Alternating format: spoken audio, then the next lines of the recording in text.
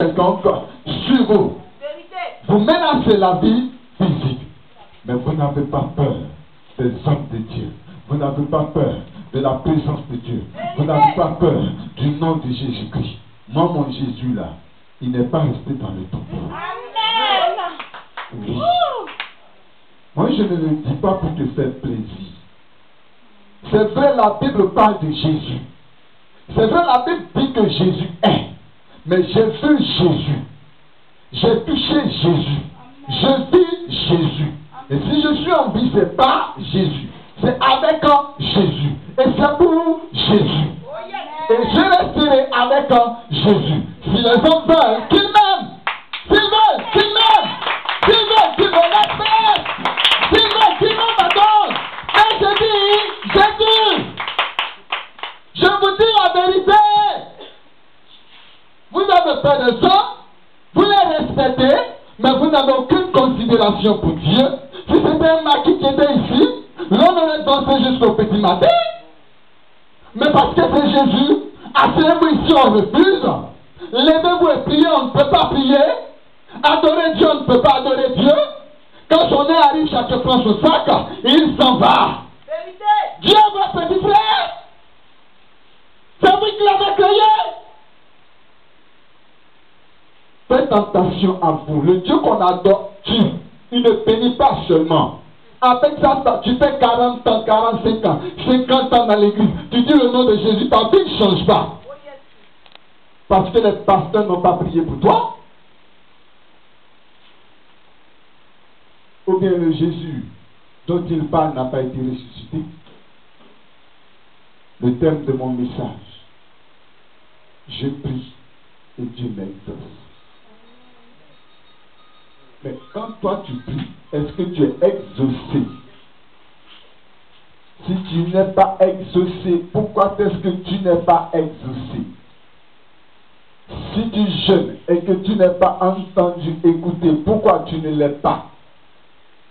Pourquoi est-ce que lorsque tu fais quelque chose, cette chose-là ne peut pas avancer? Bien-aimés, je voudrais vous parler d'une femme. Est-ce qu'il y a des femmes ici en ce matin ensoleillées? Est-ce qu'il y a des femmes ici? S'il y a des femmes, je veux les entendre pousser des cris de joie.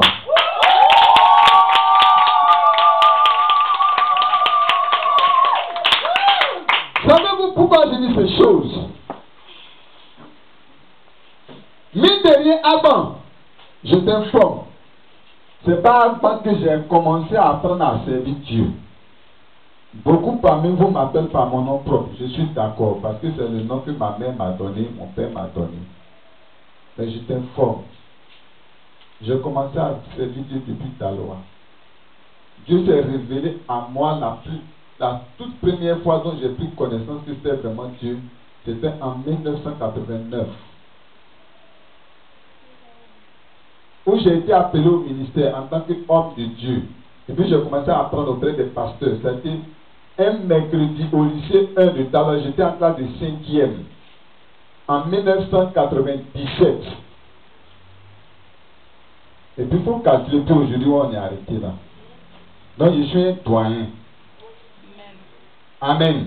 Amen. Même quand on est entre nos vieux pères, pasteurs là, quand on calcule l'expérience ministérielle, l'expérience de conversion, le temps de conversion plus le temps de ministère, ça fait mon temps de ministère seulement. C'est-à-dire que ma conversion n'est pas dedans. Et le temps que Dieu a pris pour m'appeler là, seulement là, ça fait le temps de conversion plus le temps de ministère. Donc Jésus là, je le connais. Je peux parler de Jésus sans avoir peur. Je peux parler de Jésus sans avoir honte. Aujourd'hui, si je n'ai pas l'argent, si je n'ai pas à manger, si ma famille me rejette, si vous me rejetez, je ne peux pas. Mon portail de rétrograde est fini. Le temps de régner Jésus pour moi est fini. Je ne peux pas régner Jésus. Son pied, mon pied. Ses yeux, mes yeux. Ses pas, les miens. Et moi, lui. Ça c'était juste pour vous dire bonjour et que le Seigneur vous bénisse. Et si tu es d'accord avec moi, acclame le Seigneur de tes forces que tu lui as fait.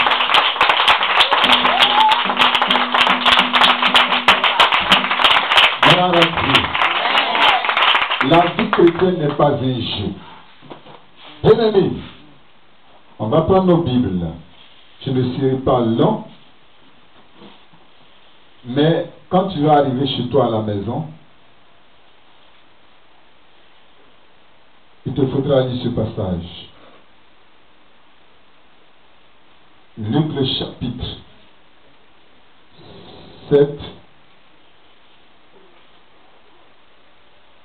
le verset, pas du verset 11. Si quelqu'un le voit mieux que moi, il peut lire au micro. Le verset 11.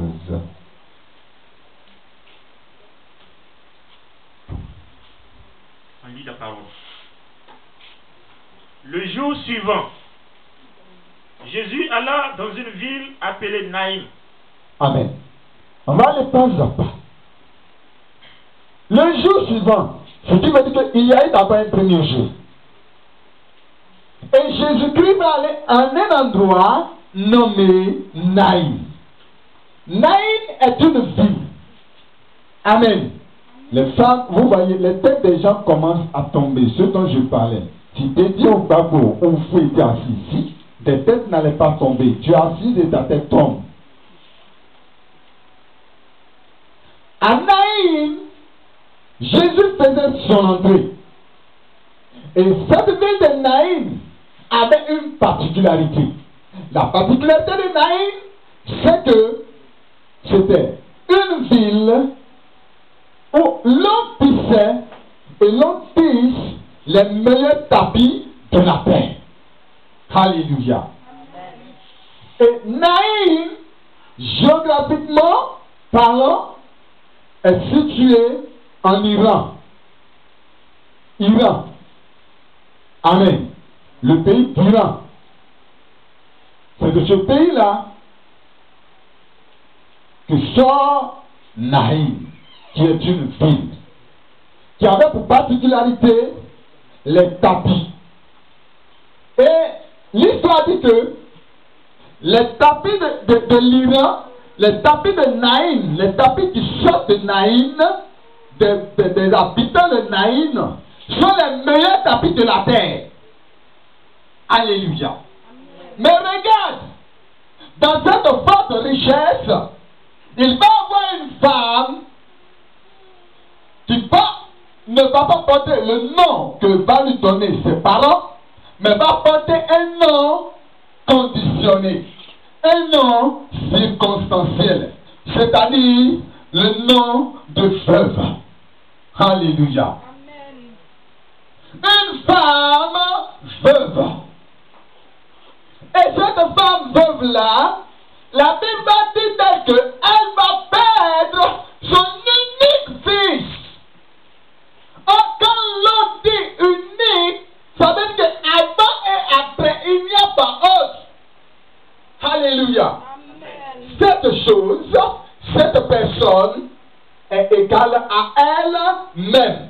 Nul ne l'a précédé, nul ne viendra après lui. Parce qu'il est unique. Alléluia. Parce qu'il est unique. Et voici que cette femme-là va perdre son unique fils. Mais tenez-vous bien et vérifiez vous-même. Regardez un instant.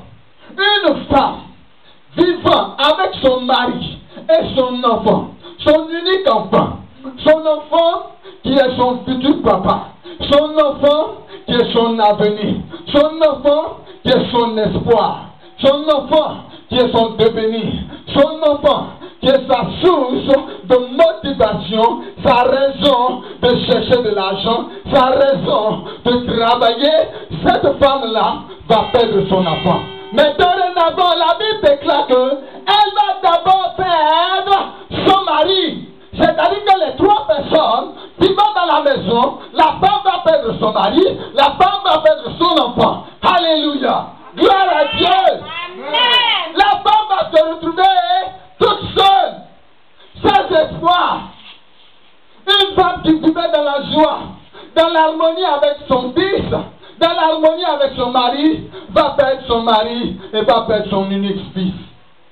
Une telle femme, qu'est-ce que tu peux lui dire? Quelle prédication tu peux apporter? Quelle prière tu peux lui donner? Quel conseil tu peux lui donner? Même quel argent tu peux lui apporter? Et elle sera consolée. Quelle consolation humaine on pourra lui donner? Elle était inconsolable.